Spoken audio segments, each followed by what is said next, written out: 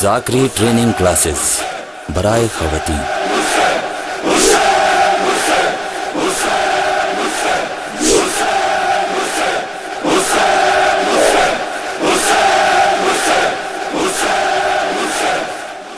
اعوذ باللہ من الشیطان الرجیم، بسم اللہ الرحمن الرحیم، الحمد للہ رب العالمین، خالق السماوات والارضین، باعث الانبیاء والمرسلین،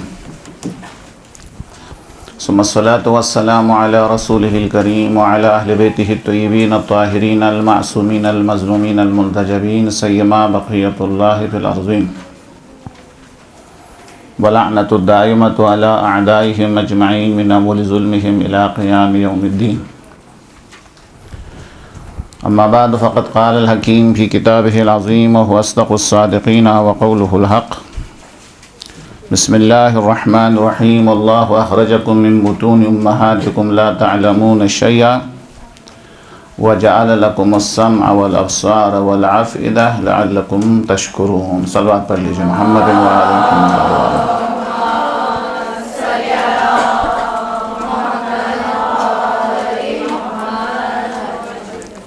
ہمارا آج کا جو درس ہے اس کا جو موضوع ہے وہ تو آپ کو پتہ ہے، کیا ہے ہمارا موضوع؟ پہلے سننے والوں کے آداب۔ ابھی دیکھتے ہیں کہ سننے والے ان کے اندر ادب ہے یا نہیں ہے۔ خود سورہ مبارکہ یہ نحل کی آیت نمبر ہے 78، جس کی تلاوت کا شرف حاصل ہوا۔ ظاہری ترجمہ ہے، مفہومی ترجمہ واللہ اخرجکم من بطون امہاتکم، اللہ نے تمہیں شکم مادر سے باہر نکالا، لا تعلمون شیئا، تمہیں کچھ بھی پتہ نہیں تھا۔ پھر اللہ کا احسان یہ ہوا کہ وجعل لکم السمع، اللہ تبارک و تعالیٰ نے سننے کی طاقت دی، جو ہمارا موضوع ہے، والابصار، پھر دیکھنے کے لیے اللہ نے آنکھیں عطا کی،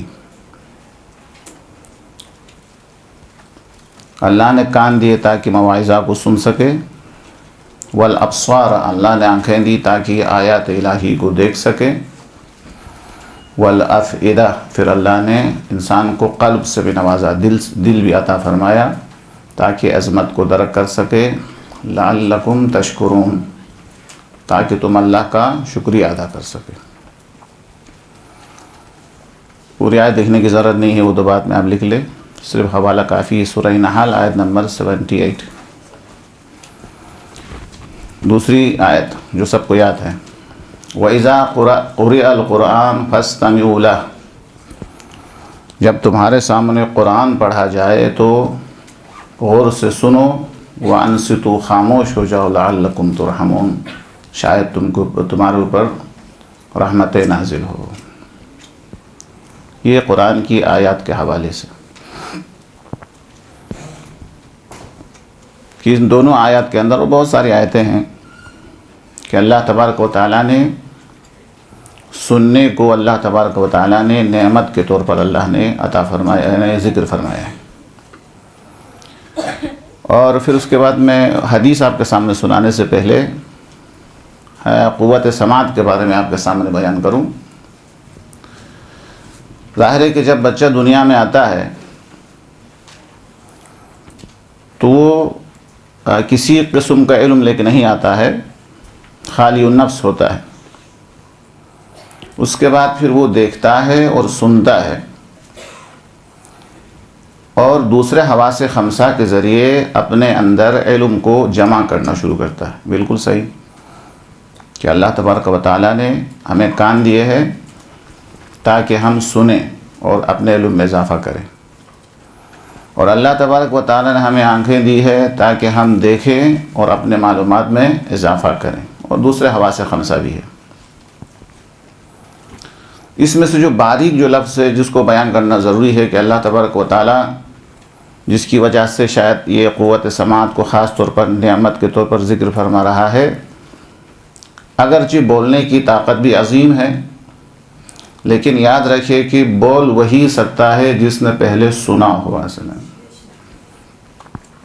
پہلے بچہ جو ہے الفاظ کو سنتا ہے، سننے کے بعد وہ الفاظ کو ذہن کے اندر جمع کرتا ہے، جمع کرنے کے بعد وہ پریکٹس کرتا ہے، پھر بولنے کی طاقت اس کے اندر آ جاتی ہے۔ صحیح ہے یا غلط ہے؟ لہٰذا جو بچہ سن نہیں سکتا ہے وہ قیامت تک بول بھی نہیں سکتا ہے۔ اگر بولنے کی طاقت ہے تو یہ در حقیقت سننے کی وجہ سے ہے۔ لہٰذا علماء ادب نے کہا ہے، اور بہت اچھا کہا ہے، یہی ایک جملہ لے کے جائے تو میں سمجھتا ہوں کافی ہے، کہ سننا ہنر ہے، بولنا مجبوری ہے۔ اصلا یعنی سننا ہنر ہے، کیا مطلب؟ سننے سے علم میں اضافہ ہوتا ہے، بولنے سے علم میں اضافہ نہیں ہوتا ہے۔ یعنی بول کے کس کے علم میں اضافہ ہو سکتا ہے؟ قوت سماعت ہے، انسان اگر سنتا ہے تو ہنر میں علم میں اضافہ ہوگا، لیکن اگر وہ بولتا ہے تو بولنے سے علم میں اضافہ نہیں ہوتا ہے۔ سننا ہنر ہے، بولنا مجبوری ہے۔ مجبوری کس معنی میں ہے؟ کہ وہ بولنے والا یہ سمجھتا ہے کہ طرف مقابل کو اس چیز کا پتہ نہیں ہے، لہٰذا وہ مجبوراً بولتا ہے۔ لیکن جو سننا ہے، وہ سننا خود ایک ہنر ہے، سننے سے انسان کے علم میں اضافہ ہوتا ہے، اور اللہ بھی یہی چاہتا ہے کہ انسان زیادہ سے زیادہ سنے، زیادہ سے زیادہ دیکھیں۔ اس لیے اللہ نے سننے کے لیے 2 کان اور دیکھنے کے لیے 2 آنکھیں دی ہے، اور بولنے کے لیے 1 زبان دی ہے۔ درست ہے؟ کیونکہ مجبوری ہے، بولنا مجبوری ہے، ضرورت کے علاوہ اس کی ضرورت نہیں ہے، لہٰذا 1 زبان۔ لیکن اللہ تبارک و تعالیٰ نے 2 کان دیے ہیں تاکہ زیادہ سے زیادہ سنے، جتنا بولنا چاہتا ہے اس سے ڈبل سنے وہ، چونکہ سننا ہنر ہے، بولنا ہنر نہیں ہے۔ اصلا یہ سمع کے بارے میں تھا۔ آپ کو معلوم ہے کہ چوتھے امام زین العابدین صلوات اللہ وسلم علیہ، اللہم صلی علی محمد وعلی محمد،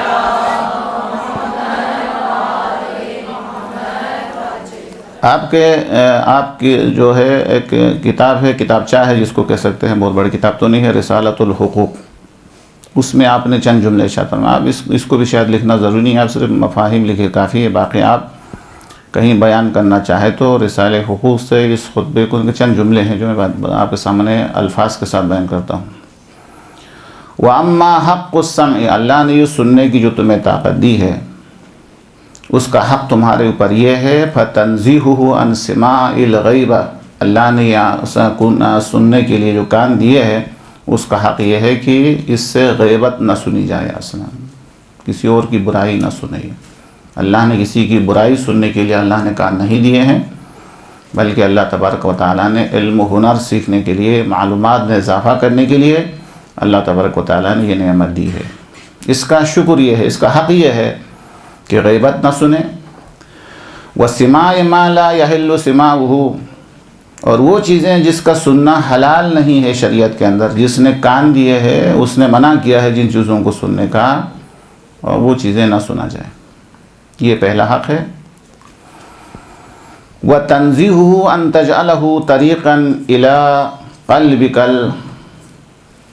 یعنی اور ایک حق جو کان کا ہے تمہارے اوپر وہ یہ ہے کہ تمہارا کان ایسا راستہ نہیں ہونا چاہیے جس سے تمہارے دل کے اندر ہر چیزیں جائیں، الا یہ ہے کہ ان چیزوں کے لیے اس کان کو انسان کو جو ہے وہ باز رکھنا چاہیے، یعنی آمادہ رکھنا چاہیے کہ جس کے اندر بہترین نصیحت کی باتیں موجود ہو، جو فی قلبک خیرا، تمہارے دل کے اندر کوئی اچھی بات پہنچا دے، او تکسب بہ خلقا کریما، یا ایسی باتیں سنیں جن کی وجہ سے تمہارے اندر اخلاق پیدا ہو جائے، یہ حق ہے۔ اس کے علاوہ باقی چیزیں اس کان کے ذریعے تمہارے اندر جانے سے اس کو بچایا جائے، غیبت نہ سنیں، کیا نام ہے جو حرام ہے ان چیزوں کو نہ سنیں، وہ آواز جو سننا حرام ہے وہ نہ سنیں، اور ہر چیز کو اس کان کے ذریعے باطن کے اندر جانے سے روک لے، صرف وہی چیزیں دل کی طرف جانے کی جو ہے اجازت دے، ان کو جانے دے جس بات کے اندر تمہارے لیے کوئی خیر کی بات ہو یا جس کی وجہ سے اخلاق کریمہ میں اضافہ ہوتا ہو۔ فَإِنَّهُ بَابُ الْكَلَامِ إِلَى الْقَلْبِ، چونکہ یہ جو 2 کان ہے یہ کلام کا دروازہ ہے کہ کلام جو ہے اسی کان سے گزر کے تمہارے دل کے اندر پہنچ جاتا ہے، اور انہی الفاظ کے ذریعے معنی تمہارے اندر پہنچ جاتے ہیں، اس معنی کے اندر ہو سکتا ہے تمہارے لیے خیر ہو سکتا ہے تمہارے لیے شر ہو، ولا قوت الا باللہ ہو۔ یہ میں نے تبرکاً آپ کے سامنے آداب سے پہلے آپ کے سامنے ایک حدیث اور اس کے علاوہ جو ہے قرآن کریم کی 2 آیت کا جو ہے بیان کیا، اس کی تلاوت کا میں نے شرف حاصل کیا آپ کے سامنے۔ ایک بلند آواز سے ایک صلوات پڑھ لیجیے، محمد و علی محمد۔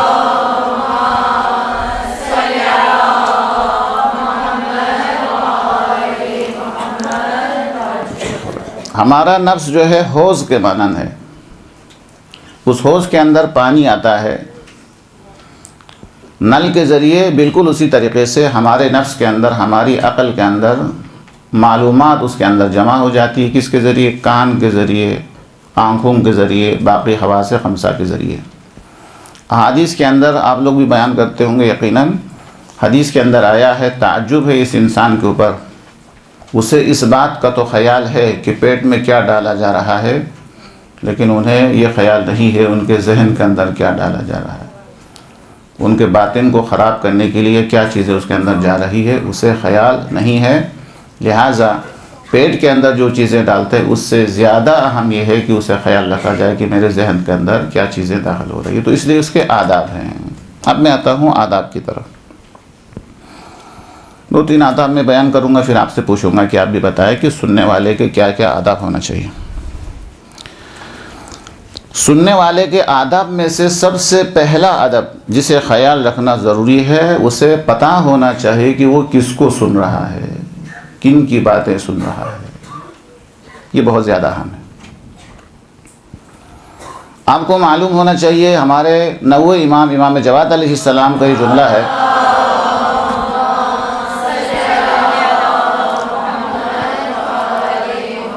من اصغى الى متکلم فقط عبد۔ اگر کوئی شخص کسی بولنے والے کو سن رہا ہوتا ہے تو یہ سننا اس کی بندگی کرنے کے برابر ہے، عبادت کے برابر ہے، گویا کہ وہ اس کی بندگی کر رہا ہے۔ اب یہ دیکھیے، جس طریقے سے کسی تحریر کو پڑھنے کے لیے پوری توجہ کا ہونا ضروری ہے، توجہ کے بغیر وہ نہیں پڑھ سکتا ہے، بالکل اسی طریقے سے جب تک پوری توجہ نہ ہو وہ سن بھی نہیں سکتا ہے۔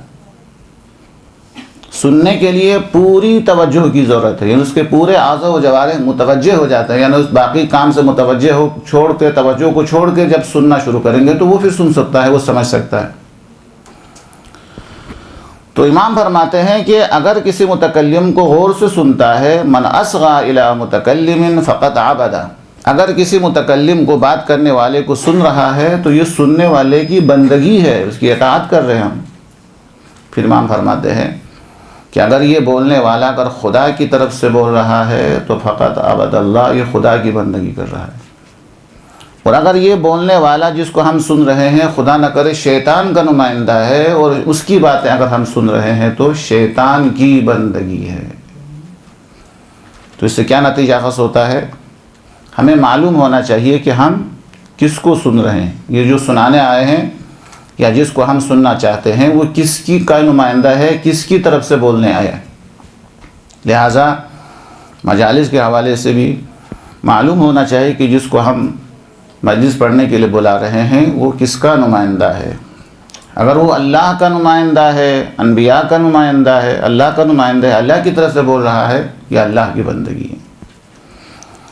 لیکن اگر وہ سامراج کا ایجنٹ ہے، وہ کسی اور مقصد کے لیے کام کر رہا ہے، اسے اسلام کی کوئی فکر نہیں ہے، اسلام سے زیادہ اپنی عظمت دکھانے کی اسے فکر ہے کہ میں کتنا بڑا علامہ ہوں، ظاہر ہے کہ یہ اللہ کی بندگی نہیں ہے۔ سب سے پہلا ادب یہ ہے کہ سننے سے پہلے جو بیان کرنے کے لیے آیا ہے، جو مقرر ہے، جو معلم ہے، جس کی آواز کو ہم سننے کے لیے آئے ہیں، اس کی عظمت کا خیال ضروری ہے۔ میں جملہ معترض آپ کے سامنے بیان کروں۔ قرآن کریم کے آداب کے اندر ایک ادب کیا ہے؟ ترقی ہے۔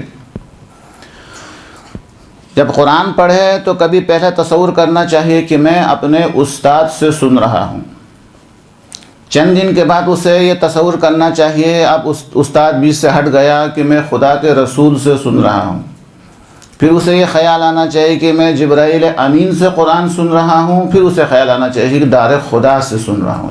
یہ ترقی ہے۔ اصل متکلم کو بیچ میں لانے سے کلام کی عظمت میں کیا ہوتا ہے؟ اضافہ ہوتا ہے، ظاہر ہے۔ یا اگر قرآن پڑھ رہا ہے اس وقت اس کو یہ خیال کرنا چاہیے، ایک دفعہ یہ خیال کرنا چاہیے کہ میں استاد کے سامنے سنا رہا ہوں، پھر اسے خیال آنا چاہیے کہ میں اللہ کے رسول کو قرآن سنا رہا ہوں، پھر اسے خیال آنا چاہیے کہ جبرائیل کے سامنے تلاوت کر رہا ہوں، پھر اسے خیال آنا چاہیے جس کی کتاب ہے اس کو میں قرآن سنا رہا ہوں، اس کی کتاب اس کو پڑھ کے سنا رہا ہوں۔ تو اس میں کیا ہوگا؟ متکلم چینج ہونے سے، متکلم تبدیل ہونے سے، باعظمت ہونے سے قرآن کی تلاوت کے اندر کیا ہوتا ہے؟ ہاں، اس کی عظمت میں اضافہ ہوتا ہے، لطافت میں اضافہ ہوتا ہے، شرافت و کرامت میں اضافہ ہوتا ہے، انسان کے نفس پر اثر کرنے میں اثر انداز ہے یہ۔ لہٰذا ہمیں یہ دیکھنا ہے کہ معلم جو ہے، جو ہمارا ٹیچر ہے، جو ہمیں سنانے کے لیے آیا ہے، اس کا کردار سامنے رکھنا ضروری ہے۔ وہ خود کہاں سے پڑھا ہوا ہے، کہاں سے یہ علم حاصل کر رہا ہے، اسے دیکھنا ضروری ہے۔ سننے والے چاہے نہ تعلیمی میدان ہو، چاہے مجالس کا میدان ہو، آداب میں سے پہلا ادب، ذمہ داری میں سے پہلی ذمہ داری ہم سننے والے کی، ہم بانی مجلس کی یہ ہے کہ جو پڑھنے والا ہے وہ کیا ہو، اگر خدا کا نمائندہ ہے تو پھر اللہ تبارک و تعالیٰ کی بندگی ہے، اجر و ثواب مل سکتا ہے۔ ورنہ اگر آپ کو پتہ ہے عزاداری کے حوالے سے ممبر کے اوپر کیسے کیسے لوگ آئے ہیں، کیا کیا باتیں سناتے ہیں، اسلام کی عظمت کے بجائے اپنی عظمت سنانے کی کوشش کرتا ہے۔ یہ امام حسین علیہ السلام کے ممبر کے ساتھ خیانت بھی ہے کہ بانی مجلس نے مجلس کو اس لیے منعقد کیا ہے تاکہ قرآن کا بیان ہو، امام حسین کی عظمت کا بیان ہو۔ یہ ایسی تقریریں کرتے ہیں جس کے اندر اپنی زیادہ شہرت ہو، اپنی زیادہ تعریف ہو اور اپنے بارے میں لوگ اچھا سمجھیں۔ تو سب سے اہم مسئلہ کیا ہوا؟ معلم کے بارے میں۔ اب معلم کے شرائط تو میں نہیں بیان کر سکتا، یہ دیکھنا چاہیے۔ بس ایک واقعہ سناتا ہوں تاکہ انسان جو ہے اس شرط کے بارے میں تھوڑا سا حساس ہو جائے۔ وہ یہ ہے کہ ایک عالم دین کے بارے میں کہا جاتا ہے کہ وہ صرف با اخلاق آدمی سے ملاقات کرتے تھے، یعنی بد اخلاق سے نہیں ملتے تھے۔ اب آہستہ آہستہ چوکیدار کو بھی پتہ چل جاتا تھا کہ یہ آیت اللہ کس سے ملاقات کریں گے، کس سے ملاقات نہیں کریں گے۔ تو ایک دفعہ ایک شخص آیا تو چوکیدار نے اس عالم کا چہرہ دیکھا اور کہا کہ فارسی میں کہا کہ نہیں، آپ نہیں مل سکتے ہیں، شما اخلاق نہ داری، آپ میں اخلاق نہیں ہے، حاجی آقا با اخلاق لوگوں سے ملتے ہیں، آپ میں اخلاق نظر نہیں آتے، آپ ملاقات نہیں کر سکتے۔ اس کو غصہ ہے، ناراض ہو گیا اپنے اندر، اور اس نے سوچا کہ میں تو علم اخلاق کا سب سے بڑا ٹیچر ہوں۔ واپس چلا گیا اور علم اخلاق کا ٹیچر تو تھا ہی، کئی جلدوں کی کتاب بھی لکھ کے لائے۔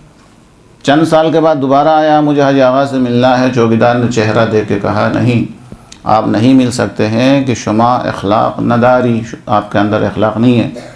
تو اس نے کہا میں علم اخلاق کا استاد ہوں، میں علم اخلاق کی کتاب کا مصنف ہوں۔ تو وہ چوکیدار اس سے کہتا ہے کہ میں کب کہہ رہا ہوں کہ تمہیں علم اخلاق نہیں آتا ہے؟ علم اخلاق کا جاننا الگ ہے، کردار میں علم اخلاق ہونا الگ چیز ہے۔ تو لہٰذا معلم کے بارے میں دیکھنا ہے وہ صرف علم اخلاق کا درس دیتا ہے یا اس کے اندر بھی کوئی اخلاق ہے۔ یہ ہنر کے بارے میں صرف بیان کرتا ہے تو یا واقعاً کوئی ہنر ہے؟ تو سب سے پہلا معلم کا خیال رکھنا ضروری ہے۔ آدھا گھنٹہ ویسے میں ضائع کر کے آیا ہوں، ابھی ٹائم بہت کم رہ گیا، تو یہ پہلی شرط ہے۔ سننے والوں کی دوسری ذمہ داری یہ ہے کہ جب ہم نے اس کو استاد سمجھ کے سننا شروع کیا، ہم نے اسے معلم بنایا، ہم نے اس کو استاد سمجھا، تو جب استاد سمجھا ہے، دیکھ بھال کے جب استاد کو انتخاب کرتا ہے، دیکھ بھال کے مقرر کو انتخاب کرتا ہے، تو پھر ہماری ذمہ داری یہ ہے اس کو باپ سے زیادہ احترام دیا جائے۔ باپ سے زیادہ والد کا احترام ہے، قرآن نے بیان کیا ہے۔ استاد کا احترام، پڑھنے والے کا احترام، سننے والوں کی ذمہ داری ہے، چاہے سننے والا شاگرد ہو یا مجلسیں سننے والا ہو، جو بھی زیر منبر ہے، اس کو چاہیے کہ جیسا والد کا احترام کرتا ہے اس سے زیادہ اس کا احترام کرے۔ سکندر کا واقعہ ہے، وہ اپنے والد سے زیادہ ٹیچر کا احترام کرتا تھا۔ لوگوں نے پوچھا وہ والد ہے، یہ استاد ہے، اس کا زیادہ احترام؟ تو وہ وجہ یہ بیان کرتے تھے میرے والد میرے صرف جسم کی تربیت کرنے والا ہے، میرے استاد میری دنیا و آخرت دونوں کی تربیت کرنے والا ہے۔ یہ سکندر سے بھی مروی ہے۔ اور اس سے بھی بڑی بات سید رضی کے حوالے سے کہ سید رضی تحفہ قبول نہیں کرتے تھے کسی کا۔ ایک دن ان کے استاد محترم نے ایک بہترین مکان بنا کے سید رضی کو دیا، کہا آپ جا کے وہاں جا کے رہائش اختیار کیجئے۔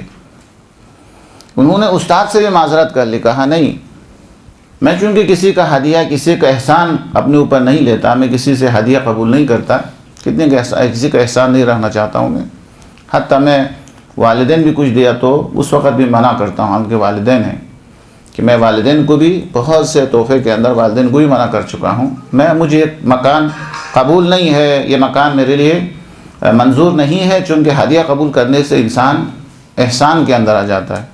ظاہر ہے کہ احسان کرنے سے انسان کیا بنتا ہے؟ غلام بنتا ہے۔ مولا کا فرمان، تعجب ہے ان انسانوں پر جو پیسہ دے کر غلام کو آزاد کرتے ہیں۔ یہ لوگ غلام آزاد کرنے کے بجائے آزاد انسان پر احسان کر کے آزاد انسان کو اپنا غلام کیوں نہیں بناتے ہیں؟ احسان کرنے سے کیا ہوتا ہے؟ غلام ہوتا ہے۔ تو شاید مثال کس پر ہے؟ باپ سے زیادہ استاد کا احترام ہے۔ سید رضی نے کہا کہ میں اپنے والدین سے تحفہ نہیں لیتا ہوں، تو کم سے کم میرے اوپر احسان ہو۔ تو سید رضی کے استاد نے سید رضی کو سمجھا دیا کہ تمہارے والدین سے میں استاد ہوں، میرا احترام زیادہ ہے، میرا احترام زیادہ ہے، میرا مقام ان سے زیادہ ہے احترام، چونکہ میں بھی تمہارا روحانی باپ ہوں اور تمہارے والد صرف تمہارے بدن کی تربیت کرنے والا ہے اور میں تمہارے دنیا و آخرت دونوں کی اصلاح کرنے والا ہے۔ ہم دنیاوی حوالے سے تم کامیاب رہو گے استاد کی وجہ سے، ہم آخرت کے اندر بھی سرخ رو اور کامیاب رہو گے۔ تو دوسری ذمہ داری زیادہ تبصرے کے بغیر یہ ہو گئی کہ اگر کسی کو ہم نے دیکھ بھال کر صحیح سمجھ کے کسی کو استاد بنایا ہے یا کسی کو معلم بنایا ہے یا اس کو ممبر پر بٹھایا ہے تو اس کا احترام والد سے زیادہ ہونا چاہیے۔ خوب کچھ چیزیں آپ بتائیں گے، ابھی میں ایک دو اور بتا دوں گا، آپ کو موقع دے رہا ہوں۔ آداب کے اندر یہ بیان کیا گیا ہے اور علماء نے بیان فرمایا ہے کہ آپ کو دیکھنا چاہیے کہ یہ جو آپ کا جو استاد ہے، جو آپ کو پڑھانے کے لیے آیا ہے یا درس دینے کے لیے آیا ہے یا جو معلم ہے، اسے دیکھنا چاہیے کہ یہ آدمی معلم جو بن کے آیا ہے کتابیں پڑھ کے استاد بنا ہے یا استاد کے پاس پڑھ کے استاد بنا ہے۔ ان دونوں میں فرق۔ صحافیون جسے کہتے ہیں، حدیث کے اندر بھی آیا ہے، پیغمبر فرماتے ہیں، میں حوالہ بھی دیتا ہوں، حدیث میں رسول کریم فرماتے ہیں وَإِيَّاكُمْ وَأَهْلَ الدَّفَاتِرِ وَلَا يَغُرَّنَّكُمْ صَحَفِيُّونَ، بہار الانوار جلد نمبر 2 صفحہ نمبر 105، بہار جلد 2 اور صفحہ نمبر 105۔ پیغمبر فرماتے ہیں کہ اہل دفاتر، ان سے اپنے آپ کو بچاؤ، وَلَا يَغُرَّنَّكُمُ الصَّحَفِيُّونَ، جو صحیفہ پڑھ کے، جو صرف کتابیں پڑھ کے جو معلم بنا ہے، اس سے اپنے آپ کو پرہیز کرو۔ وہ اگرچہ تمہیں فائدہ پہنچانے کی کوشش کرے گا، لیکن چونکہ خود تجربہ کار استاد کے زیر سایہ نہیں رہا ہے، ان کی تحریر میں، ان کی گفتار کے اندر یقیناً ایسی باتیں آ جائے گی جو تمہارے لیے نقصان دہ ہیں۔ تو استاد سے پڑھنا ضروری ہے کہ وہ استاد جو ہے وہ اس سے حاصل کیا ہوا درس انسان کی طرح۔ یہ تقریباً میں نے 3 بتایا۔ چوتھا، استاد کے سامنے تواضع، استاد کا احترام، یہ دونوں بھی سننے والوں کے ذمہ داریوں میں شامل ہے۔ تواضع نہیں ہوگا تو ظاہر ہے کہ ان کی باتیں ہمارے دل پہ نہیں اترے گی۔ تواضع کے مقابلے میں کیا ہے؟ تکبر ہے۔ استاد زمین کو آباد کرنے والے پانی کے مانند ہے اور سننے والے آباد ہونے والی زمین کے مانند ہے۔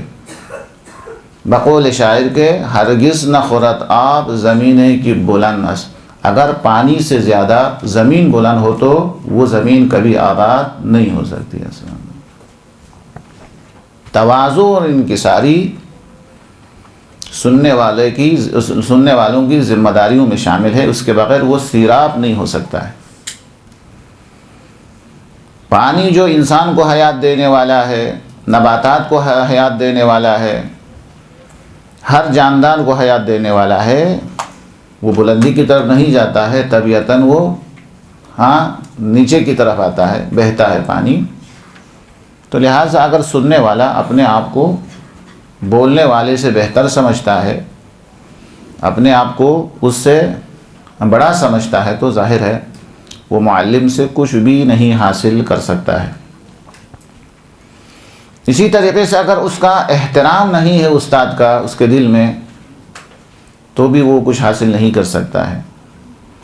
زمانہ قدیم کے اندر کتنے لوگ جو کامیاب رہیں، وہ اس وجہ سے کامیاب رہیں، وہ استاد کو اتنا احترام دیتے تھے کہ استاد درس کے لیے گھر سے نکلنے سے پہلے دروازے پہ کھڑے ہو جاتے تھے، اور استاد کے ساتھ ساتھ درس میں جاتے تھے، اور درس ختم ہونے کے بعد استاد کو گھر تک چھوڑنے کے لیے جاتے تھے، تواضع اور انکسار کے لیے۔ اور اس سے بھی زیادہ شاید لوگوں کے تعجب والی بات ہو کہ کتنے کامیاب افراد ایسے ہیں کہ وہ لوگ اس لیے کامیاب ہوئے کہ وہ درس کو اتنی اہمیت دیتے تھے کہ جس طریقے سے ایک اچھا کام کرنے کے لیے ہم صدقہ نکالتے ہیں، وہ ہر درس سے پہلے صدقہ نکالتے تھے تاکہ اس درس کا احترام اس کے دل کے اندر بیٹھ جائے۔ تو ظاہر ہے اتنا تواضع اور اتنا احترام، اتنی عزت اگر ہو، تو اللہ تبارک و تعالیٰ بھی اس احترام کی وجہ سے، اس تواضع کی وجہ سے اس ایسے شخص کو، ایسے سننے والے کو اللہ تبارک و تعالیٰ سیراب فرماتا ہے۔ اصل یہ غالباً چوتھا ہو گیا۔ پانچویں آداب میں سے ایک ادب یہ ہے کہ اگر ہم سامعین ہیں، سننے والا ہے، تو استاد کے سامنے اپنا چہرہ بھی ایسا رکھے جیسا کہ درس کا شوق رکھتا ہے، اپنا لباس سے بھی اندازہ ہو جائے کہ یہ آدمی علم دوز ہیں، اور دل بھی جو ہے وہ، اور ذہن بھی، اور آنکھیں بھی، اور کان بھی، سب کے سب متوجہ ہونا چاہیے کس کی طرف؟ استاد کی طرف۔ اصلا اس سے کیا ہوگا؟ ظاہر ہے کہ پڑھنے والا استاد ہوشیار ہوگا، اسے پتہ چلے گا کہ میرا درس کا یہ لوگ احترام کرتے ہیں، اور اس کو غور سے سنتے ہیں، اور اس پر یہ عمل کرنے کی کوشش کرتے ہیں۔ تو سننے والوں کی ذمہ داریوں میں اہم ایک ذمہ داری یہ ہے کہ پڑھنے والے استاد کو ظاہر بھی کرے، یعنی ایک ہوتا ہے اندر سے احترام، ایک ہوتا ہے احترام کو ظاہر کرنا، شوق کو ظاہر کرنا۔ جیسے عدالت کے بارے میں کہا جاتا ہے، عدالت معاشرے میں ہونا کافی نہیں ہے، عدالت نظر بھی آنی چاہیے۔ تو عدالت ہونا الگ چیز ہے، اور عدالت کا معاشرے کے اندر ظاہر ہونا ایک الگ چیز ہے۔ مقام ثبوت الگ ہے، مقام اثبات الگ ہے۔ انسانوں میں سے ہم میں سے بہت سارے ایسے ہیں کہ حقیقت میں کچھ اور ہے لیکن نظر کچھ اور آتے ہیں۔ لیکن بہرحال مقام اظہار کا بھی ایک خاص ایک اثر ہے، خاص ایک اہمیت ہے۔ لہٰذا ہمارا چہرہ میں جو سے سننے والے ہیں، ان کا چہرہ، ان کا لباس، ان کا قلب، اس سے یہ ظاہر ہونا چاہیے کہ وہ علم سے محبت کرنے والا ہے، علم کا شوق رکھنے والا ہے۔ اچھا، پھر شوق کے حوالے سے بھی تھوڑا سا قصہ آپ کے سامنے اشارہ کروں، تفصیلات تو آپ کو نہیں بتاؤں۔ جناب موسیٰ علیہ السلام صاحب شریعت نبی ہے، صاحب شریعت ہے۔ ایک دن آپ کے دل کے اندر ایک معمولی خیال آیا، زبان سے شاید نہیں فرمایا تھا، کہ مجھ سے بڑا عالم کون ہو سکتا ہے کہ اللہ تبارک و تعالیٰ مجھ سے ہم کلام ہوتا ہے۔ جیسا ہی یہ خیال آیا تو اللہ تبارک و تعالیٰ نے سفر کرنے کا حکم دیا کہ موسیٰ سفر پہ نکل گئے۔ اس کے بعد ایک عبد صالح سے، جس کا حضرت خضر کہا گیا ہے، ان سے ملاقات ہوئی، اور حضرت موسیٰ علیہ السلام نے یہ خواہش ظاہر کی کہ میں آپ کے ساتھ ہو سکتا ہوں۔ تو حضرت خضر علیہ السلام نے ارشاد فرمایا، ایک شرط ہے، وہ شرط کیا ہے بتائیے، آپ لوگ بھی کچھ بتائیں۔ سوال نہ کرنا، نہ پوچھنا، درست ہے؟ اور اس کے بعد فرمایا، یہ اصل نقطہ یہاں پہ جس کے لیے میں نے قصہ سنایا، اصل نقطہ یہاں پہ انہوں نے کہہ دیا کہ تم صبر ہی کس طرح کر سکتے ہیں جس چیز کا تمہیں کچھ پتہ ہی نہیں ہے۔ یہ دھماکہ والا الفاظ تھا اصل میں۔ وہ سمجھ رہے تھے کہ مجھ سے بڑا عالم کون ہو سکتا ہے، لیکن انہوں نے تو فرمایا کہ تم کس طرح وَكَيْفَ تَصْبِرُ، کس طریقے سے صبر کر سکتے ہیں جس کے اوپر تمہیں علم ہے ہی نہیں، تمہارے جس کے بارے میں تمہیں پتہ ہی نہیں۔ پھر کیا ہو گیا آپ کو پتہ ہے کہاں، یہ کون سی سورہ میں ہے یہ واقعہ؟ احسن، سورہ کہف کے اندر یہ واقعہ موجود ہے۔ کشتی کے اندر بیٹھ گئے اور کشتی کو سوراخ کرنا شروع کر دیا۔ تو حضرت موسیٰ کی شریعت کے اندر کسی اور کے مال کا احترام، یہ شریعت کی بنیاد ہے۔ دوسرے کے مال کو نقصان پہنچانے سے بچانا یہ ہر شریعت کی بنیاد ہے۔ جناب موسیٰ کو کیا نظر آیا؟ ان کی جو شریعت ہے کہ دوسرے مال کا احترام، یہ تو پامال ہو رہا ہے۔ فوراً کہہ دیا کہ آپ چاہتے ہیں کہ لوگوں کو غرق کریں۔ پھر اور آگے بڑھے، پھر کیا ہوا؟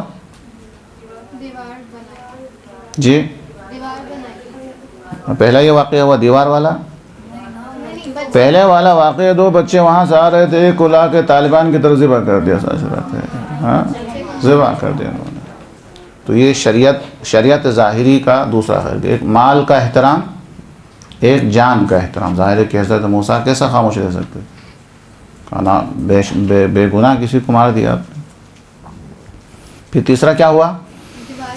اس سے پہلے بھی مقدمہ ہے، دیوار کھڑے کرنے سے کوئی اعتراض نہیں ہوتا۔ ایک شہر کے اندر داخل ہوئے، اس شہر کے اندر کسی نے بھی مہمان نہیں بنایا، سب دروازہ بند کر دیا، نہ کھانے کو دیا نہ مہمان بنایا، سب نے دروازہ بند کر دیا۔ تو ایک دیوار جو گرنے کے نزدیک تھی انہیں گرا کے بنا بھی دیا۔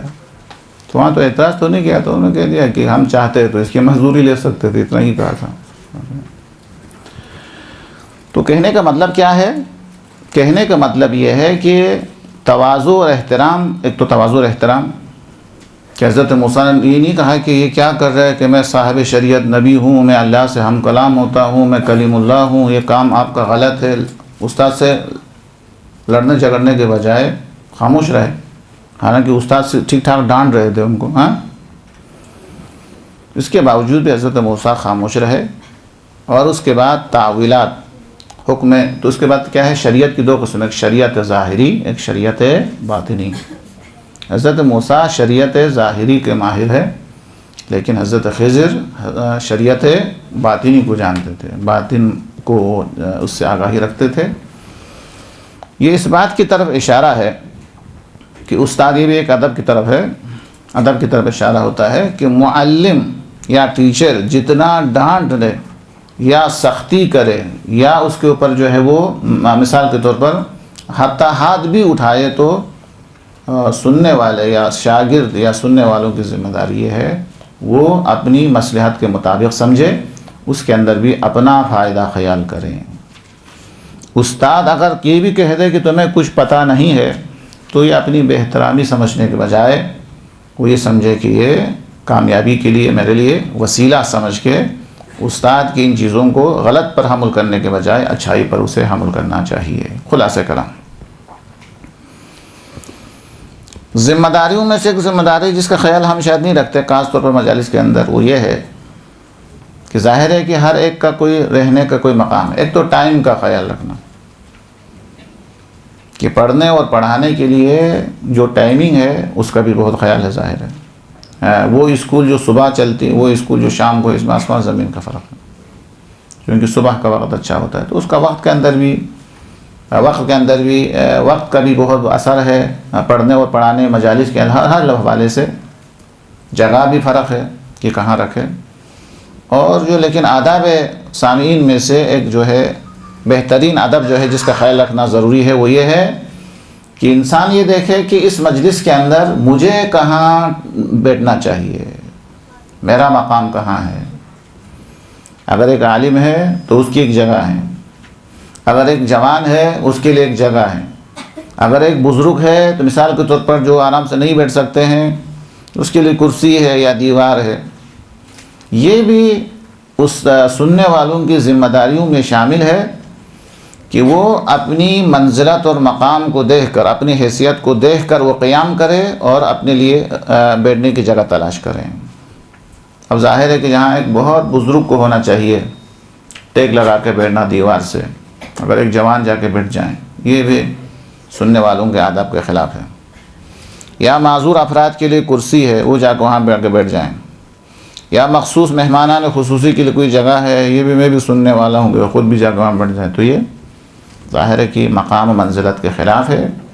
لہٰذا اتنی باریک چیزیں ہیں یہ کہ انسان کو چاہیے کہ وہ جہاں بیٹھے تو اپنی منزلت کا خیال رکھے، مجلس کے اندر اپنے مقام کا خیال رکھے، استاد سے اتنا دور بھی نہ ہو کہ دور سمجھا جائے، استاد سے اتنا قریب بھی نہ ہو کہ وہ بیان کرنا یا استاد اپنی توہین سمجھنے لگے۔ ہر چیز کے اندر اعتدال، عدل، خلاصہ کلام، یہ بھی ذمہ داری میں شامل ہے، شاید اس کو بیان کرنا آپ ضروری نہ سمجھیں۔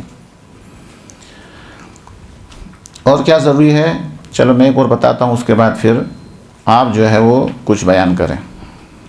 ان شرائط میں سے، ان آداب میں سے جو سننے والے کے لیے ضروری ہے وہ یہ ہے کہ مجلس سنتے وقت یا درس کے اندر موجود ہو تو تسبیح سے کھیلنا، موبائل سے کھیلنا، یا دائیں بائیں دیکھتے رہنا، یا کسی اور سے باتیں کرنا، یہ تمام کے تمام چیزیں وہ ہے جو آداب مجلس کے بھی خلاف ہے، اور پڑھنے والے کو جب ان چیزوں کے بارے میں پتہ چل جاتا ہے تو اس کا شوق ختم ہوتا ہے، اس کا جو جذبہ ہے اس کے اندر کمی آ جاتی ہے۔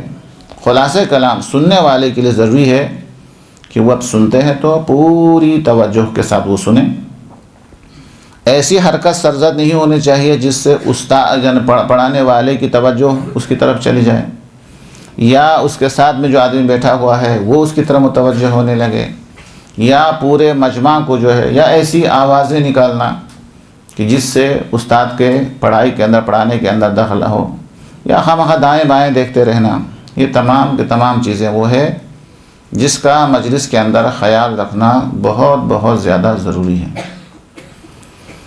اب خود اندازہ کیجئے کہ ابھی خاص طور پر مجالس کے حوالے سے اتنے انسان توجہ کا فاقد ہوتے ہیں۔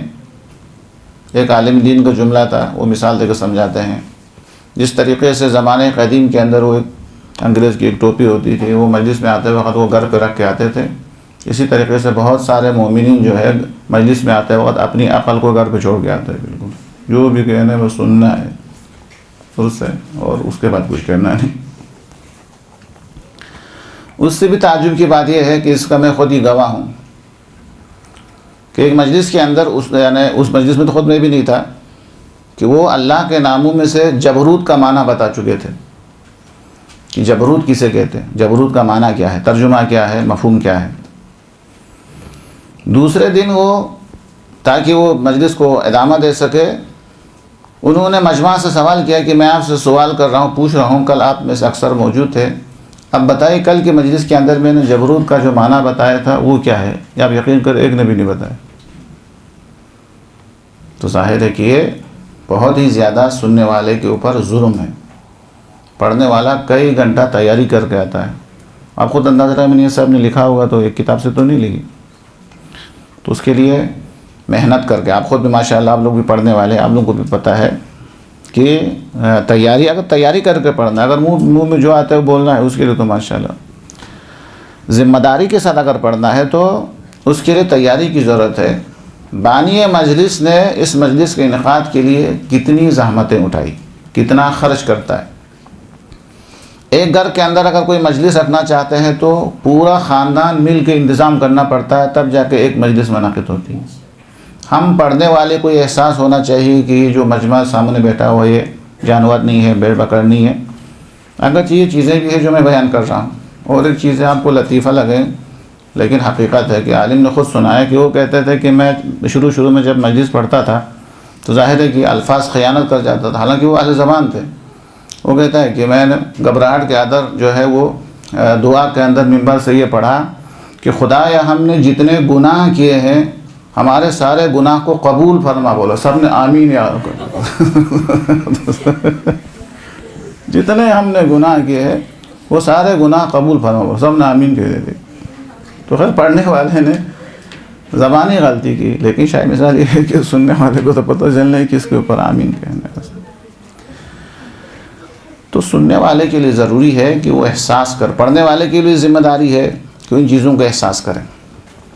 اسی طریقے سے ایصال ثواب کی مجلس ہے، اب وہ بانی مجلس نے ایصال ثواب کی مجلس منعقد کی ہے تاکہ پڑھنے والے کے اندر کوئی اخلاص ہو، وہ مرحوم تک پہنچے، یا سننے والے اخلاص کے ساتھ آ جائے، ان کا اخلاص مرحوم تک پہنچے۔ اس مقصد کے لیے وہ مجلس منعقد کرتے ہیں۔ اب آنے والے کو بھی کوئی احساس نہیں کہ میں کوئی درس سننے آیا ہوں، بس صرف چہرہ دکھانے کے لیے آیا ہوں۔ پڑھنے والے کو کوئی احساس نہیں ہے بھائی یہ مسئلہ کوئی زندے کے ساتھ نہیں ہے، ایک ایسے شخص کے ساتھ ہے جو قبر کے اندر ہے، وہ بیچارے دیکھ رہے ہیں، ایک ایک خیرات کے لیے وہ ترس رہا ہے، کتنا مجبور ہے بیچارے، اس کے باوجود بھی اس کو احساس نہ ہو کہ میں کیا پڑھ رہا ہوں، کیا میرے کلام سے ان کو کوئی فائدہ پہنچ رہا ہے نہیں پہنچ رہا ہے۔ اسی طریقے سے سامعین کو بھی احساس نہ ہو، اس نے ایصال ثواب کے مجلس منعقد کی ہے تو اسی لیے ہے کہ مرحوم کو کوئی کچھ پہنچے۔ اب یہ اس کی آمد میں نہ اخلاص ہے، نہ اس کا یہاں بیٹھنے کے اندر کوئی خلوص ہے، نہ دل سے کوئی دعا اس کے لیے دعا جو ہے ہو رہی ہے، کچھ بھی نہیں ہے، تو یا جانور اس میں کیا فرق، اس کے آنے سے مرحوم کو کیا فائدہ پہنچ سکتا ہے، اور اس کے پڑھنے سے مرحوم کو کیا فائدہ پہنچ سکتا ہے؟ مرحوم کو اس وقت فائدہ پہنچ سکتا ہے کہ جب منبر سے پڑھنے والا کچھ پڑھنے کے بعد یہ نہ دیکھے کہ لوگوں کو پسند آیا نہیں آیا، یہ دیکھے کہ خدا کو پسند آیا یا نہیں آیا، کیونکہ بلندی کی طرف سوچیں گے تو وہ عمل بلند ہوگا، پستی کی طرف دیکھیں گے تو وہ آدمی جو ہے وہ پستی کی طرف چلا جائے گا۔ تو پڑھنے والے کی بہت زیادہ ذمہ داری ہے، انہی میں سے سننے والے کی بھی بہت زیادہ ذمہ داری وہ یہ ہے کہ وہ جو بیان کیا جا رہا ہے اسے قبول کرے، اسے سمجھنے کی کوشش کرے، اور یہ احساس باقی رہے کہ یہ جو بیان کر رہا ہے یہ اس لیے کر رہا ہے تاکہ معلومات میں اضافہ ہو، تاکہ عمل میں اضافہ ہو، بھلے تکرار ہی کیوں نہ ہو، کہ ایسے واقعات ہو، ایسے جملے ہو جو انہوں نے پہلے سنا ہے، پھر بھی تکرار میں بھی ایک ثواب ہے، تکرار کے اندر بھی ایک کیا نام معلومات میں اضافہ ہو جاتا ہے، کیونکہ واقعات جو بیان کرتے ہیں تو واقعات پورے واقعات کو بھی عام طور پر بیان نہیں کرتے، حدیث کے اندر بھی ایک حصے کو بیان کرتے ہیں، پوری حدیث ہم نہیں سناتے ہیں۔ آپ میں سے کتنے ایسے ہیں کہ جو حضرت زہرا کا واقعہ، ایک صلوات پڑھے محمد وآل محمد صلی اللہ علیہ وسلم، محمد وآل محمد۔ یہ تو اب ممکن ہے کہ اس خطبے سے آپ نے ایک حصہ پڑھا ہوگا یا 2 حصہ پڑھا ہوگا، لیکن اگر اس خطبے کو پورا پڑھیں تو پھر اس کے بعد پتہ چل جاتا ہے کہ اس کے اندر کیا ہے۔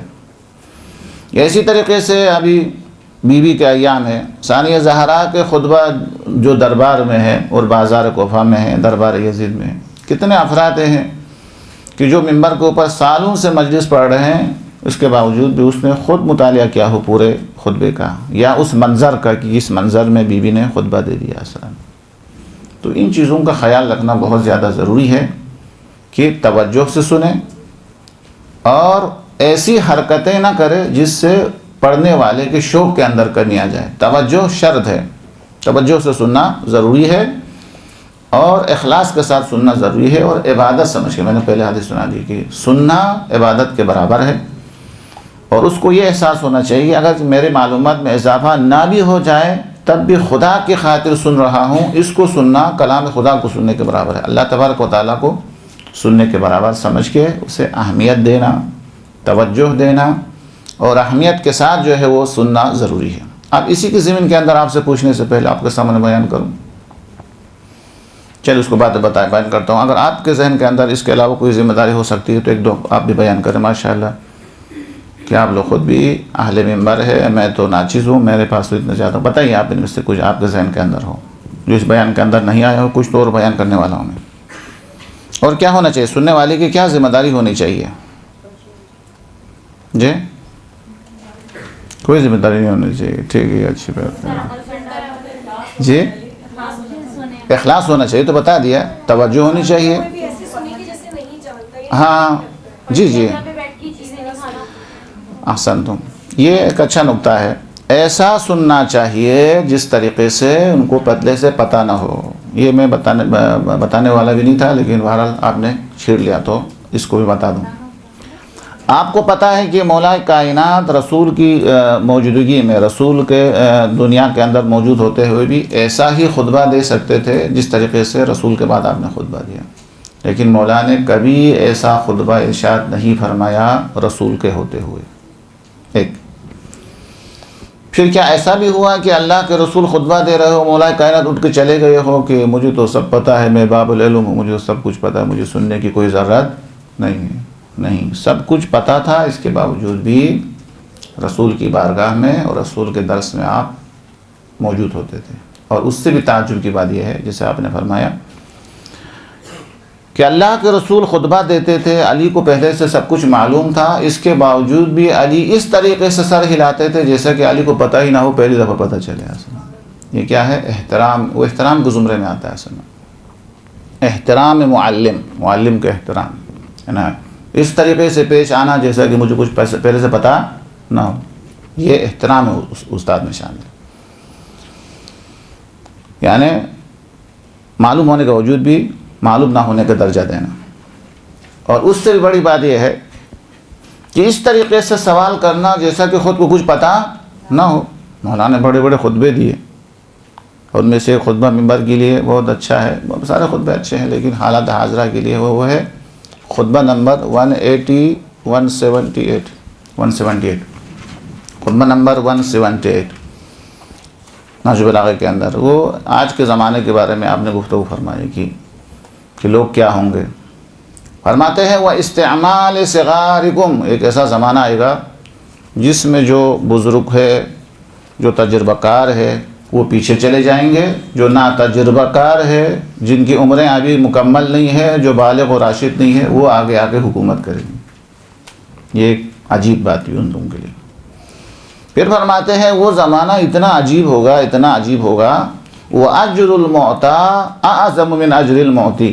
ویسا شریعت کے اندر تو ثواب اس کو ملتا ہے جو دینے والا ہے، جس کا ہاتھ اوپر ہوتا ہے اس کو اجر ملتا ہے. وہ زمانہ اتنا خراب ہوگا کہ اللہ تبارک و تعالیٰ اس زمانے کے اندر دینے والے سے زیادہ لینے والے کو ثواب دے گا. دینے والے کو، عطا کرنے والے کو اتنا ثواب نہیں ملے گا جتنا لینے والے کو ملے. تفسیر ہے اس کی. پھر اس زمانے کے لوگوں کے لیے عجیب بات تھی. وہ کیا فرماتے ہیں وَيَحْلِفُونَ بِلَا حَاجَةٍ. اس زمانے کے اندر قسم کھانے کا حق ہونے کے باوجود بھی قسم نہیں کھاتے تھے خدا کو عظیم سمجھ کے. وہ زمانہ ایسا زمانہ آئے گا کہ قسم کھانے کی کوئی ضرورت نہیں ہے، ایڈوانس میں قسم کھاتے چلے ہیں. خام قسم اس نے بھی نہیں کہا ہے، وہ بھی نہیں چاہتے قسمیں کھائے. وَيَكْذِبُونَ بِلَا عُذْرٍ. ویسے تو عذر ہو تو بھی انسان کو جھوٹ نہیں بولنا چاہیے. وہ زمانہ ایسا خراب ہوگا کہ کوئی عذر نہیں ہے، کوئی ضرورت نہیں ہے، پھر بھی جھوٹ بولے جائیں گے اس میں. اچھا، وہ جو خطرناک جملہ ہے وہ یہاں ہے وَيَسْكُرُونَ بِلَا شَرَابٍ.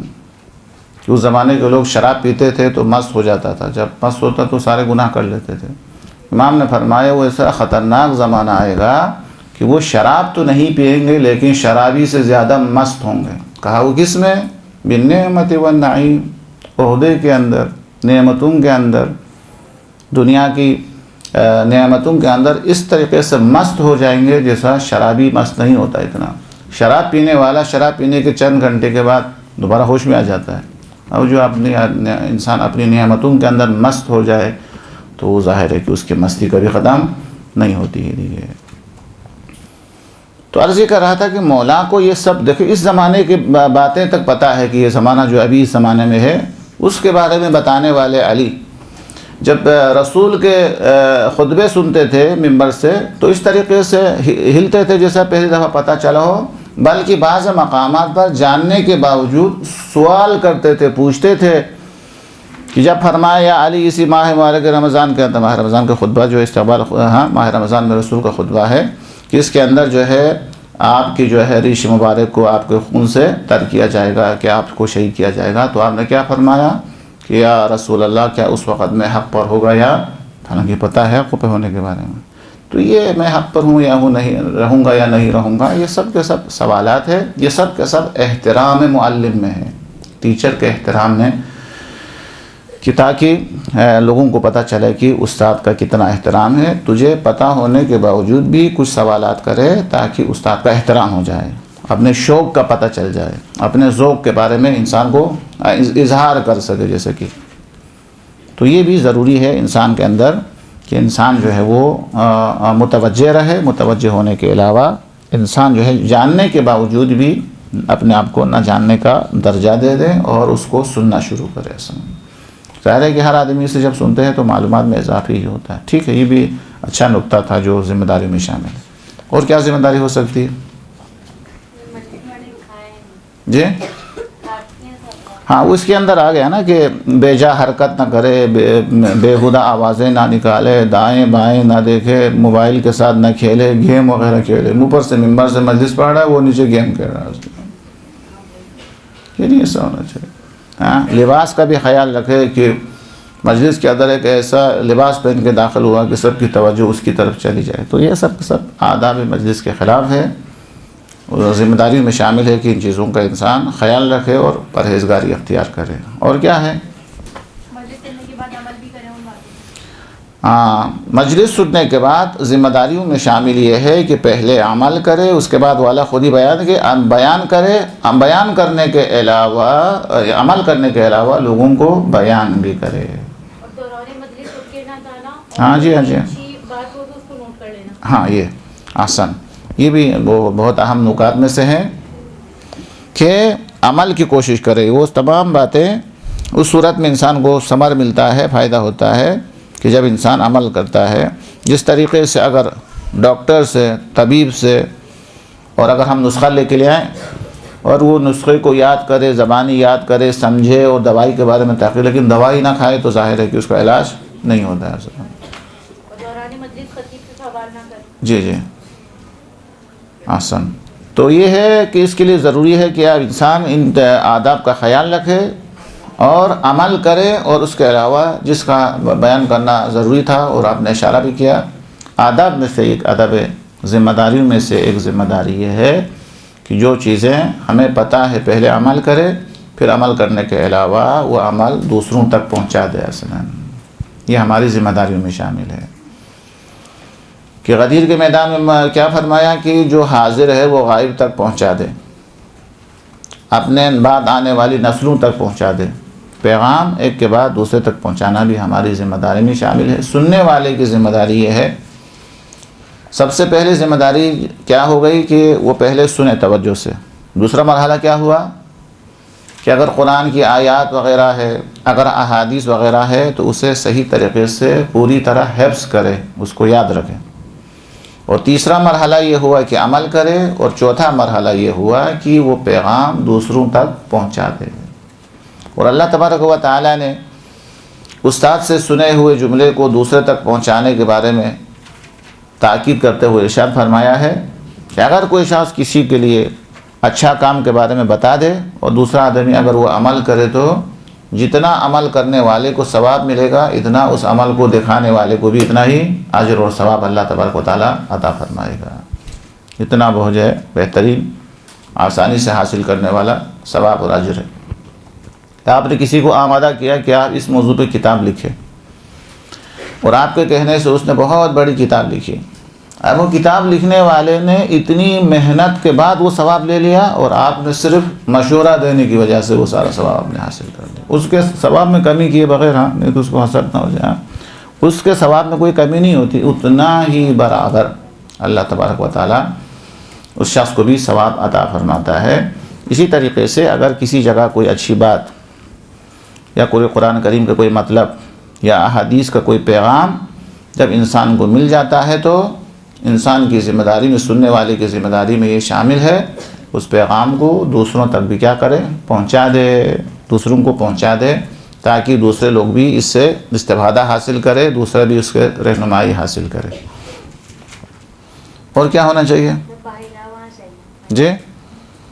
جی عملاً حجاب ہو، لباس ہو، یہ تمام چیزیں اس کے اندر ہونی چاہیے. خوب، جو سب سے زیادہ میں اہم سمجھتا ہوں وہ یہ ہے کہ ممبر سے جو مجلس سننے کے بعد، جسے میں تجربے کی روشنی کے اندر بہت سمجھتا ہوں، وہ یہ ہے کہ پڑھنے والے کو یہ احساس دلانا بھی، البتہ وہ اشاروں سے، لطافت سے، دشمنی کے بغیر، تذلیل کے بغیر اسے یہ احساس دلانا چاہیے کہ ہم آپ کی تقریر سمجھتے ہیں، ہم جانور نہیں ہیں، ہاں آپ نے کوئی تیاری نہیں فرمائی ہے، آپ نے ہمارا وقت ضائع کیا ہے۔ ایسا اگر مجلس کے اندر سننے والوں میں سے اگر ایک آدمی بھی، ہر مسجد کے اندر اگر ایک آدمی بھی ایسا ہو جو پڑھنے والے خطیب کے بارے میں یہ خیال رکھتا ہو کہ یہ ہمارا ٹائم ضائع کر رہا ہے، یا واقعاً وہ ہمیں فائدہ پہنچانے کی فکر میں ہے،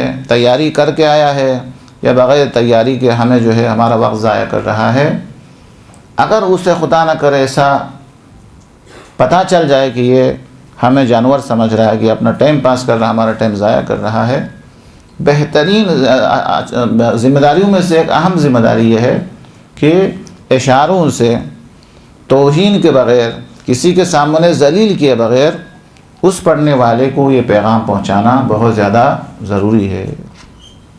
اور مجھے تعجب ہوتا ہے بہت ہی نام رکھنے والے افراد، ان کے بارے میں پوچھا کہ پچھلے سال کی مجلس آپ کے پاس موجود ہے ریکارڈنگ؟ تو انہوں نے کہا جواب دیا کہ ہم ان کی تقریر جو ہے ریکارڈ نہیں کرتے ہیں، چونکہ ہر سال ان کی تقریر ریپیٹ ہوتی ہے۔ درست ہے؟ تو اس طریقے سے ریپیٹ کسی حد تک تو صحیح ہے، جیسا کہ آپ نے یہاں ایک مجلس پڑھی، سننے والا الگ ہے، اور کسی دوسری جگہ ڈیفینس میں جا کے پڑھی، آپ نے کسی اور جگہ پڑھا جہاں پہ سننے والے مختلف ہے، تو وہ تو اچھی بات ہے، اس میں کوئی حرج نہیں ہے۔ پچھلے سال بھی وہی پڑھی تھی، آئندہ سال بھی کوئی تیاری نہ کرے کہ جب امام کی شہادت کے دن آئے گا تو وہی جو پچھلے سال جو پڑھا تھا وہ تو ان کے ذہن کے اندر نہیں ہوگا۔ وہ سامعین اپنی ذمہ داری کا احساس نہ کرنے کی وجہ سے سننے والے کو یہ پتہ ہی نہیں چلتا ہے کہ پچھلے سال بھی اسی مقرر نے یہ مجلس پڑھی تھی، لیکن اس کا موضوع کیا تھا، موضوع تک یاد نہیں رہتا تو مطالب کہاں یاد رہتے ہیں۔ یہی وجہ ہے کہ مجالس کے اندر وہ آثار علمی لحاظ سے، ثواب اجر کے لحاظ سے اپنی جگہ پر ہمیں وہ آثار نظر نہیں آتے جو نظر آنا چاہیے۔ وہ کیا ہے؟ 15 سال 16 سال پڑھنے کے بعد بچہ کہاں تھا اور کہاں پہنچ جاتا ہے اسکول میں، حالانکہ اسکول کے اندر 24 گھنٹہ بھی نہیں بیٹھا ہے، 4 گھنٹے بیٹھے، 4 گھنٹے 5 گھنٹے اسکول کے اندر توجہ دینے سے، ایک تسلسل رہنے سے بچہ کہاں تھا اور کہاں پہنچ جاتا ہے۔ لکھنا نہیں آتا، آپ لکھ سکتے ہیں، کتنے علوم جو اس کو پتہ نہیں تھا ان علوم کا علم حاصل کر لیتا ہے۔ 13-14 سال چند گھنٹے پڑھنے سے، اس میں ہفتہ چھوٹی، اتوار چھوٹی، ہڑتال اپنی جگہ پر، یہ تمام کے تمام نکال کے پھر بھی وہ 10-12 سال کے بعد یہ لڑکا کہاں تھا اور کہاں پہنچ جاتا ہے۔ لیکن اس کے مقابلے کے اندر یہ عزاداری جو ایک عظیم درس ہے، یہ بچپنے سے مجلس کے اندر وہ شرکت کر رہا ہوتا ہے، 60-70 سال تک وہ پڑھ بھی رہا ہوتا ہے، وہ سن بھی رہا ہوتا ہے، وہ ترقی نظر نہیں آتی۔ وہیں کی وہیں ہے کہ من کن تو مولا سے تھوڑا آگے گیا تو بولتے یہ اپنی زبان میں تقریر کر رہے ہیں، سمجھ رہے بات؟ وہ سوچتا ہے کہ یہ اہل زبان نہیں ہے، اپنی زبان میں کچھ پڑھ رہا ہے، یہ درس نہیں ہے مجلس ہے۔ خود میرے ساتھ یہ واقعہ ہوا ہے کہ ایک دفعہ میں نے توحید کے اوپر مجلس پڑھی، توحید کی درس، توحید کے جو ہے وہ درس جو ہے ظاہر خشک ہوتا ہے، تو ایک بزرگ نے کہہ دیا یہ تو درس ہو گیا، مجلس دوبارہ رکھ دے، سمجھ رہے؟ چونکہ منکن تو مولا سے تھوڑا آگے گیا تو پھر وہ ان کی اجنبی ہے اصلا۔ تو پھر ممبر پہ جانے والوں کی خیانت ہے یہ کہ قوم کو آگے لے جانے کی فکر نہیں کرتے ہیں، لوگ کو آگے لے جانے کا ان کی سوچ نہیں ہے۔ ابھی تو ماشاءاللہ آپ خود ممبر پر جانے والے ہیں اکثر، تو آپ خود ہی بتاتے، اگر جیسے میں نے مجھ سے بھی یہ سوال ہوتا، کربلا کے اندر اس سوال ہوا تھا کہ بتائیے مولانا صاحب ٹھیک ہے اس وقت جب علی اکبر کے اوپر جب سینے میں برچھی لگی تو درد ہوا ہوگا، سب کچھ ہوا ہوگا، لیکن اب تو 1000 سال سے زیادہ گزر گیا کہ وہ تو جنت میں آرام فرما رہے۔ ایسا تو نہیں ہے کہ وہ جنت میں آرام فرما رہے، ہم خواہ یہاں رو رہے ہیں اصلا، مثلا اس قسم کے سوالات آئیں گے۔ تو ممبر پر جانے والے کے پاس اس کا شافی جواب ہونا چاہیے، اس کے پاس لوجک ہونی چاہیے کہ بھائی ہم ان کے درد کی وجہ سے تو نہیں گریہ کرتے ہیں، بلکہ گریہ کرنے کا راز سوز جگر ہے، علامت حیات ہے، حق مظلومیت کی حمایت ہے، اور آنے والے امام کے انتظار کی، ظہور کی تیاری ہے۔ جوابات اس کے پاس ہونے چاہیے، نہیں تو سوالات۔ اب ایسی مجلسیں پڑھے کہ جس کے اندر آپ آگے نہیں بڑھیں گے، جب آگے بڑھیں گے تو سوالات آپ کے سامنے آئے، جب سوالات آپ کے سامنے آئے گا تو پھر ہمارے علم میں اضافہ ہوگا۔ لہٰذا ہمیں بھی پڑھنے والوں کی بھی ذمہ داری ہے کہ وہ سوالات اگر وہ نہیں کرتا ہے تو بھی خود کرے اور اس کا جواب دے دے کہ مجالس کا فلسفہ کیا ہے، یہ صرف اسی درد کی وجہ سے ہے نہیں، یا اور بھی اسباب ہے جس کے لیے مقاصد کو بیان کرے کہ کیا مقصد ہے۔ مقاصد کو بیان کرنے کے علاوہ جو اعتراضات ہونے والا ہے، اعتراضات ہونے سے پہلے ان کے جوابات ان کے پاس ہونے چاہیے۔ لیکن ہمارا موضوع تو یہ سننے والوں کی ذمہ داری، سننے والے کی ذمہ داری یہ ہے کہ وہ اپنی اپنے عاقل ہونا، ہوش و حواس ہونا، کہ دوسرا آدمی جو پڑھ کے گیا ہے وہ ہمیں جانور سمجھ کے ایسی باتیں کر کے چلے گئے ہیں جو حقیقت سے کوئی تعلق نہ ہو، اسے اظہار کرنا، پھر تکرار کرتا ہوں، بے ادبانہ نہیں، تزلیل کی شکل میں نہیں، بلکہ اشارے سے، لطافت سے اس کو بیان کرنا ضروری ہے۔ اگر تکرار ہے یا کوئی فائدہ نہیں ہے یا ایسی چیزیں ہیں جو عملاً اس کا کوئی تعلق نہیں ہے، یا اہم کو چھوڑ کر مہم کے پیچھے چلا گیا ہے۔ ہر کام کے اندر ایک اہم ہے، ایک مہم ہے۔ اہم اور مہم کی مثال کیا ہے؟ ایک آدمی پانی کے اندر غرق ہو رہا ہے، وہ بھی مجھ پر واجب ہے۔ اب یہاں بچانے کے لیے جو رسی وغیرہ ہے یا وہ جگہ وغیرہ ہے وہ غصبی ہے، اس سے بچنا بھی ضروری ہے، یعنی غصب سے بچنا بھی مجھ پر ضروری ہے اور جان بچانا بھی ضروری ہے۔ تو ظاہر ہے کہ یہاں اہم اور مہم کے اندر جان بچایا جائے گا، اس کو جان بچانے کی کوشش کی جائے گی، نہ کہ وہ تو احکام شریعت کے اندر اہم اور مہم کا خیال رکھنا ضروری ہے۔ انتخاب موضوع کے اندر انسان کو اسی لحاظ سے موضوع کو انتخاب کرے تو ذمہ داریوں میں سے اور ایک ذمہ داری میں اضافہ ہو، وہ یہ ہے کہ اگر آپ اور ہم بانی مجلس ہے تو آنے والے مقرر کو موضوع دیا جائے کہ اس وقت یہ ایشو ہے، اس وقت یہ بیماری ہے، اس وقت یہ مرض ہے۔ ایک آدمی کے سر میں درد ہے اور وہ ہارٹ کی دوا لے کے آ جائے، کیا فائدہ ہوگا؟ ایک آدمی کو سوئی کی ضرورت ہے، وہ سوئی کی جگہ پر ایک بہترین کوئی اور چیز لا کے آئے تو کیا فائدہ ہوگا؟ جو انسان کی ضرورت ہے، جو جس وقت اس کی ضرورت ہے وہ اسے بیان کیا جائے۔ تو سامعین یا بانیان مجلس کی اہم ذمہ داریوں میں سے جسے میں بہت زیادہ اہمیت دیتا ہوں وہ یہ ہے کہ استاد بہترین ہونے کے علاوہ استاد کے لیے اور مجلس پڑھنے والے کے لیے موضوع کا انتخاب، اور موضوع کو بھی حالات حاضرہ کو دیکھ کر۔ حالات حاضرہ میں سے کچھ موضوعات تو بالکل کامن ہے، جیسے والدین کا احترام، دوستوں کا خیال، ہمسائے کا خیال، یہ تو بالکل کسی وقت بھی موضوع بن سکتا ہے۔ اس کے علاوہ بھی ہر زمانے کے اندر مختلف واقعات ہوتے ہیں، مختلف حالات پیش آتے ہیں، مختلف ایشوز دشمن کی طرف سے ہمارے سامنے آ جائے تو سننے والے سامعین کی بھی ذمہ داری ہے، اس سے زیادہ بانیان کی یہ ذمہ داری ہے کہ ان موضوع کی نشاندہی کرے اور پڑھنے والے کو اسی موضوع پر پڑھنے کا پابند کیا جائے۔ اور بالفرض اگر مجھ جیسا کوئی شخص جس کے پاس کوئی تیاری نہیں ہے یا علم نہیں ہے، مجھے موضوع بھی دیا گیا لیکن میں نے وقت کو ضائع کیا اور موضوع کے ساتھ وفا نہیں کیا، تو مجھ سے کہا جائے کہ ہم نے تو یہ موضوع دیا تھا اور یہ موضوع نے آپ نے صحیح طریقے سے بیان نہیں کیا۔ اور بھی ذمہ داریاں تو بہت ساری ہو سکتی ہے۔ بہرحال ان کی ذمہ داریوں میں سے ایک یہ ہے کہ سننے والے کی ذمہ داری میں سے یہ ہے جیسے ہماری طرح کوئی اہل زبان نہ ہو اور الفاظ ایسے ادا کرے جو شان کے مطابق نہ ہو یا بالکل برمحل نہ ہو تو اس سے درگزر کر دینا۔ یعنی سامعین کی ذمہ داری میں سے ایک ذمہ داری یہ ہے وہ الفاظ کے پیچھے نہ جائے، الفاظ کے جو مطالب ہے اس کے پیچھے چلا جائے۔ غواص کو موتی کی طلب ہے نہ صدف کی، جو پانی کے اندر جاتا ہے اسے وہ صدف نہیں چاہیے بلکہ صدف کے اندر جو موتی ہے وہ اس کی تلاش ہے۔ لہٰذا انسان کو بھی مجالس کے اندر بھی الفاظ کے اندر جو معانی ہے، جو مفاہیم ہے، اسے تلاش کرنا چاہیے۔ الفاظ کیسا ادا ہوا، لہجہ کیسا تھا، انداز بیان کیسا تھا، اس کے پیچھے نہیں جانا چاہیے۔ وہ علمی یا فکری دروس کا جو حصہ نہیں ہے، فکری دروس کے حصے کے اندر مطالب کو دیکھا جاتا ہے۔ اور بھی بہت زیادہ مطلب ذمہ داریاں بھی ہے، لیکن وہ انشاءاللہ اس کے اوپر پلس کر کے آپ سمجھیں اور لوگوں کو سمجھا دیں گے۔ اللہ سے ہماری دعا ہے کہ اللہ تبارک و تعالیٰ کو ہم سب کو علم و ادب اور عمل سب کی توفیق عطا فرما دے انشاءاللہ۔